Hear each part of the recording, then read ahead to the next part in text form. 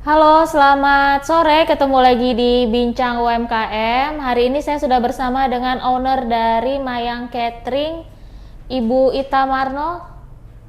Halo Ibu. Halo, selamat sore. Sore Ibu. Lagi di mana Bu? Kebetulan lagi di rumah. Oh, lagi di rumah. Gak buat makanan Bu hari ini, buat dijual. Sudah selesai. Iya. Sudah dikirim. Mm-mm. Ya Ibu, hari ini kita mau ngobrol seputar usaha Ibu namanya Mayang Catering ya Bu? Iya, betul. Ya. Kita langsung aja Bu ya. Ini Mayang Catering ini dari tahun berapa Bu? Saya dari tahun 2015. Dari 2015. Nah itu Iya. Ibu, apa sih yang mendorong Ibu untuk memilih? Halo Ibu? Iya, iya. Nah, Ya, jelas kedengaran Mbak Dini? ya jelas. Kan ini dari 2015 ya Bu ya. Apa sih yang membuat Ibu kok lebih memilih bisnis kuliner dibandingkan dengan bisnis lainnya Bu? Pertama emang saya suka suka masak memasak. Kalau memang hobi dari sejak kecil gitu. Terus memang saya memikirnya lebih agak konteksnya ke maksudnya ke konsumen tuh lebih enak gitu. Mm-mm. Iya.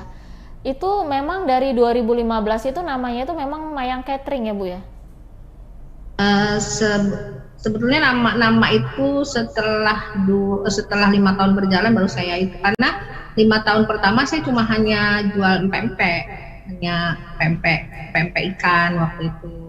Nah, terus teman-teman kerja, saya kontaknya ke teman-teman kerja. Setelah itu teman-teman kerja ada pesan gitu, terus bisa nggak kalau umpamanya buat nasi kotak gitu. Nah, dari 2016 itu baru saya mulai. 2016 itu nama itu baru tercetus gitu, karena dari situ sudah mulai ada beberapa gitu, sebulan ada 2 kali gitu, ada 1 kali gitu, ada 3 kali kadang-kadang orang konsumen itu order ke saya nasi kotak. Nah, dari situ baru saya buka. Oh gitu. Jadi yang pertama banget Ibu jalanin itu pempek ya Bu ya? Ya, pempek 5 tahun berjalan, 6 tahun kemudian baru saya buka makanan. Ada kalanya kadang-kadang mereka kontaknya pesen makanan untuk harian, keluarga. Iya. Gini Bu, jadi kan di awal itu kan pempek ya, itu apa? Ada namanya nggak Bu pempeknya waktu itu? Ada nama pempeknya Ceita. Oh, Ceita. Nah ya. Itu pempek apa Ibu? Itu apakah pempek yang kecil-kecil itu atau pempek selem atau pempek apa itu Bu? Berbagai macam itu, bahan bakunya ikan, terus saya buatnya itu pempek lenjer, pempek kecil bulat, pempek isi telur, rebon gitu. Ada beberapa macam pilihan, ada beberapa varian. Iya. Itu waktu itu Ibu pasarkannya pempeknya tuh lewat apa Bu? Lewat WhatsApp aja atau mungkin sudah pakai Instagram atau mungkin di mana Bu?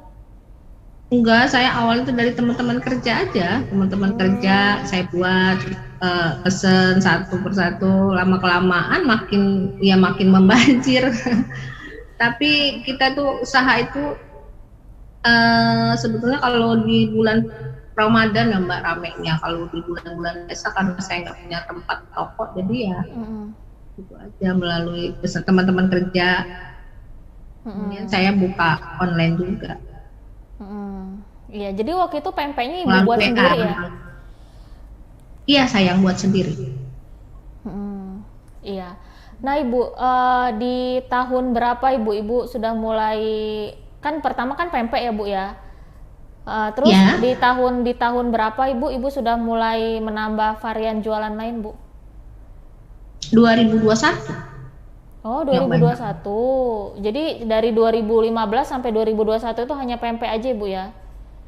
Oh, enggak, dari 2015 itu, kalau di 2016-nya saya mulai ada varian itu. 2015-nya itu udah mulai ada varian, apa tuh namanya, Nah, rice box, terus udah itu ada beberapa makanan-makanan menu keluarga. Mm-mm. Oh gitu. Dan di Snack. 2016 itu sudah tercetus nama Mayang Catering ya Bu ya? Iya, di 2016 tuh main catering. Iya. Jadi sorry Bu, jadi 2016 itu udah ditambah apa Bu? Ada rice bowl, terus ada apa lagi? Snack box, Mm-mm. terus empek-empeknya itu di 2016 saya udah nambah berubah, kebanyakan konsumen malah pesennya itu empek-empek dos 2016 itu. Kebanyakan pempek ikan itu udah nggak maksudnya udah nggak banyak lagi order, kebanyakan malah pempek dos, mungkin ya di situ murah meriah kali. Memang Bu. Saya jual cuma 1.250 Mbak. Mm-mm. Iya. Terus ada apa lagi Bu yang dijual Bu? Ya itu makanan harian sama tumis-tumis peda itu agak lumayan banjir juga pemesan itu. Mm-mm. Ada beberapa lah, maksudnya yang khas-khasnya orang pesan itu seperti ayam malbi, daging malbi itu, asam pade gitu, makanan menu hari-harinya itu kebanyakan yang pesannya itu yang menu-menu seperti itu, pindang. Iya. Oh, jadi 2016 itu namanya sudah tercetus Mayang Catering dan sudah selengkap itu ya Bu ya, yang dijual ya Bu ya. Iya, apapun orderan saya sanggupin. Saya buat apapun. Kalau memang saya mampu saya buat. Oh gitu. Jadi nggak terbatas di apa yang Ibu share ya Bu ya makanannya, tapi kalau misalnya ada permintaan yang lainnya, makanan lain kalau Ibu bisa buat Ibu buatin ya. Iya, tergantung request Mbak saya jalanin. Iya Ibu. Itu Ibu Mayang Catering itu Ibu jalankan di mana itu Bu? Masih di WhatsApp atau di mana? Enggak, masih via WA aja Mbak. Iya. Via WA aja. Kalau Instagram sudah punya Bu? Belum. Belum ada Instagram. Belum ada ya. Nah, ya Bu, dulu itu gimana sih Bu cara Ibu itu memperkenalkan, apalagi kan Ibu kan nggak pakai Instagram ya Bu ya. Dulu itu cara Ibu memperkenalkan Mayang Catering ini gimana Bu sampai Mayang Catering ini bisa dikenal orang banyak Bu?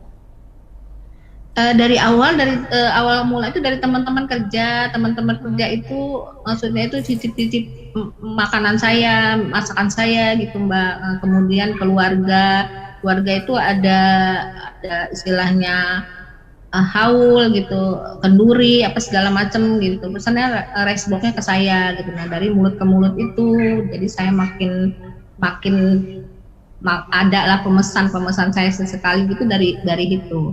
Jadi kontaknya ke konsumen itu ya hanya itu awalnya. Iya. Nah Ibu, ini kan orang-orang yang punya bisnis yang mirip dengan Ibu kan sebenarnya banyak ya Bu ya. Ibu gimana sih Bu cara Ibu menghadapi persaingan bisnis dengan mereka ini Bu? Saya bertahan harga aja Mbak, bertahan harga gitu.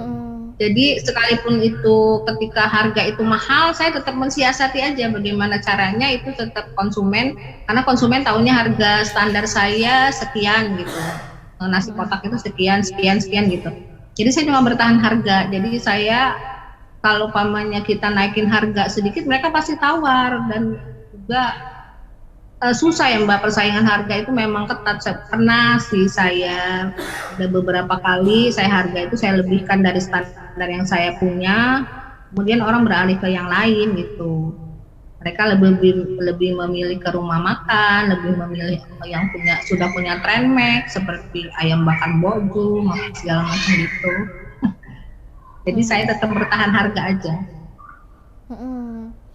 Walaupun sekarang ini kan bahan baku kan lagi banyak yang naik ya Bu ya. Iya. Itu tetap Ibu bertahankan harga. Ya paling saya lebih aja, sedikit aja lah Mbak, lebih sedikit. Kalau pamannya memang sih di dunia catering ini kalau seandainya pemesannya sedikit, itu lebih sedikit kelebihan yang saya punya, tapi kalau banyak itu agak lumayan gitu. Jadi ya saya menaikkan itu cuma hanya umpamanya satu kotak itu saya cuma kasih harga 25.000, ketika mahal ini paling tinggi saya naikin 2.000. Karena persaingan harga Mbak gitu. Pernah sih sudah ada yang pesan tiba-tiba terus mundur gitu. Jadi saya berpikirnya daripada konsumen saya lepas, jadi lebih baik saya ambil lebih sedikit tapi saya memuaskan konsumen gitu aja Mbak. Oh, jadi Ibu ini lebih baik Ibu untung sedikit ya Bu ya, yang penting konsumen nggak kecewa ya Bu. Iya, itu yang terpenting buat saya. Karena ya pada umumnya sih konsumen saya itu aduh sekarang lagi mahal gini-gini ya gitu. Udah sih tolong sih Ma gitu, mereka tuh panggil saya kebanyakan Mama, tolong sih Ma gitu, pokoknya saya maunya Mama yang buat gitu. Jadi mau tidak mau ya saya nggak apa-apa lah sedikit, tapi saya yang penting konsumen tetap bertahan ke saya gitu. Iya. Nah, kalau mengenai rasa Bu, rasa makanan. Nah, ini rasa makanan Ibu ini gimana ini Bu, yang buat orang ini harus gitu loh nyicipin atau beli makanan Ibu? Maksudnya gimana Mbak? Ya, gini Bu, kalau keunggulan dari makanan Ibu itu gimana Bu? Mungkin dari segi rasa atau dari segi porsi gitu Bu? Ya kalau mereka sih bilangnya porsi saya nggak terlalu sedikit, maksudnya bisa orang makan tuh bisa kenyang, dan saya berani bumbu Mbak. Jadi kalau itu masakan Mama itu mantepnya di bumbu, rasa juga pas. Gitu. Mereka ya ada pujiannya begitu. Iya, itu Ibu membuat masakan itu semuanya sendiri? Ada tenaga kerja saya. Kalau cuma hanya rice box itu 50 kotak itu saya kerjain sendiri Mbak, sama anak-anak. Kebetulan anak saya di rumah ini ada 1 orang. Terus kalau seandainya di atas 50 itu saya udah panggil tenaga kerja. Kalau 100, 150, 200 saya udah panggil tenaga kerja. Iya. Nah, gini Bu, ini kan kita kan dari tahun 2020 kemarin kan ada pandemi ya Bu ya.